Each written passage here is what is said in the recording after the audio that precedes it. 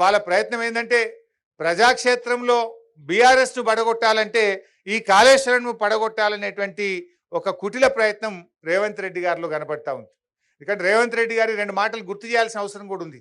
ఆయన గతంలో ప్రగతి భవన్ను బాంబులు పెట్టి పేల్చేయాలని కూడా మాట్లాడినాడు.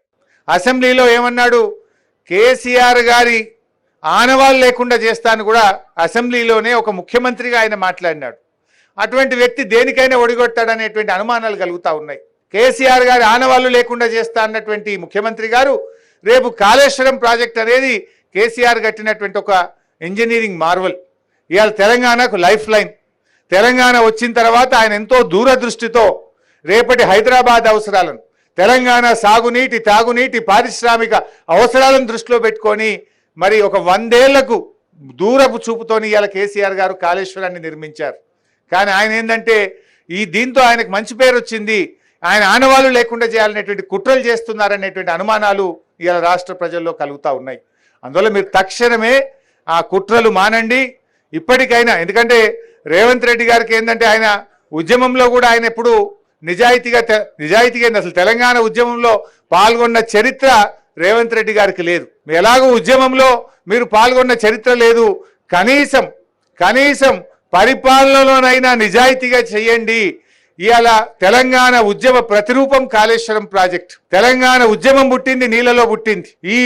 ఇలాంటి నీళ్ళలో నుంచి వచ్చి ఉద్యమంలో నుంచి వచ్చిన ప్రభుత్వం అధికారంలోకి వచ్చి నిర్మించిన ఈ కాళేశ్వరంను రిస్టోర్ చేయడం ద్వారానైనా మీ నిజాయితీ నిరూపించుకోవాలని ఇవాళ రేవంత్ రెడ్డి గారిని నేను కోరుతా ఉన్నా. కానీ బాధ్యతాయుతమైన ప్రభుత్వం ఏం చేయాలి? వాస్తవానికి 3 నెలలు అయింది, దాదాపు మీరు అధికారంలోకి వచ్చి 3 నెలలు అయినా ఈ ప్రాజెక్టును పునరుద్ధరించడానికి ఈ రోజుకు ఒక్క అడుగు ముందుకు వేయలే. మీరు ఏమనంటే ఎన్డీఎస్ఏ రిపోర్ట్ అని చెప్పి కాలయాపన చేసి రేపు వర్షాకాలంలో ప్రాజెక్టు పూర్తిగా దెబ్బతీయాలనే ఒక కుట్ర ఈరోజు మీలో కనబడుతున్నటువంటి పరిస్థితి ఉన్నది.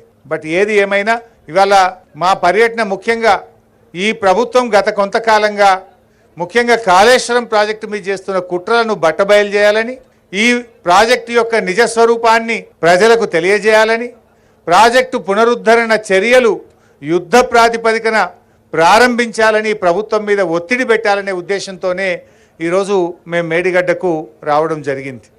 అంటే ముఖ్యంగా ఈ ప్రభుత్వాలు అనేటువంటివి ఇవాళ రైతుల పక్షాన, ప్రజల పక్షాన పనిచేయాలి. కానీ ఎంతసేపు ప్రతిపక్షం మీద బురద జల్లాలి, గత ప్రభుత్వం మీద బురద జల్లాలనేటువంటి చిల్లర ప్రయత్నాలు మానుకోవాలని చెప్పి నేను కోరుతా ఉన్నా. అంటే పార్లమెంట్ ఎన్నికల్లో 4 సీట్లు ఎక్కువ పొందాలి, గత ప్రభుత్వాన్ని బదనాం చేయాలనేటువంటి ఒక దుగ్ధ తప్ప ఈ ప్రభుత్వంలో ఇంకోటి కనబడతలేదు. కాంగ్రెస్ పార్టీ వ్యవహారం చూస్తూ ఉంటే రాష్ట్ర ప్రయోజనాలు, రైతు ప్రయోజనాల కంటే కూడా రాజకీయ ప్రయోజనాలకు వాళ్ళు ఎక్కువ ప్రాధాన్యత ఇస్తున్నట్టు కూడా ఇవాళ కనబడతా ఉంది. అదేవిధంగా ఈరోజు గోబల్స్ ఆనాడు ఇప్పుడు ఒక రాజకీయ పార్టీ ఎన్నికలప్పుడు ఏదైనా మాట్లాడిందంటే కొంత అర్థం చేసుకోవచ్చు.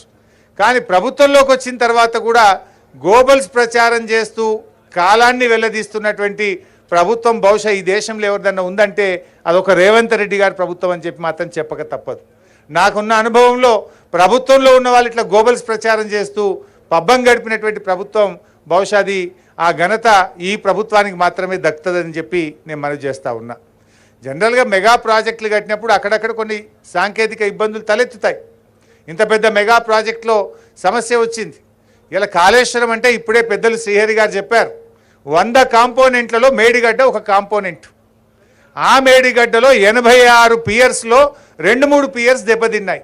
100 కాంపోనెంట్లలో మేడిగడ్డ ఒకటి, మేడిగడ్డలోని 86 పియర్స్లలో 2-3 పియర్స్లు దెబ్బతింటే మొత్తం కాళేశ్వరమే దెబ్బతిన్నదనేటువంటి ఒక గోబల్స్ ప్రచారాన్ని మీరు చేసే ప్రయత్నం చేస్తూ ఉన్నారు. ఇప్పుడు వర్షాకాలం వచ్చేలోపు పునరుద్ధరణపై దృష్టి పెట్టండి, రైతులకు మళ్ళీ నీళ్ళు ఎట్లా ఇవ్వాలనో ప్రయత్నం చేయండి. ఆ రకంగా ఇలా ముందుకు పోవాల్సినటువంటి బాధ్యత ఇవాళ ఈ ప్రభుత్వం మీద ఉంది.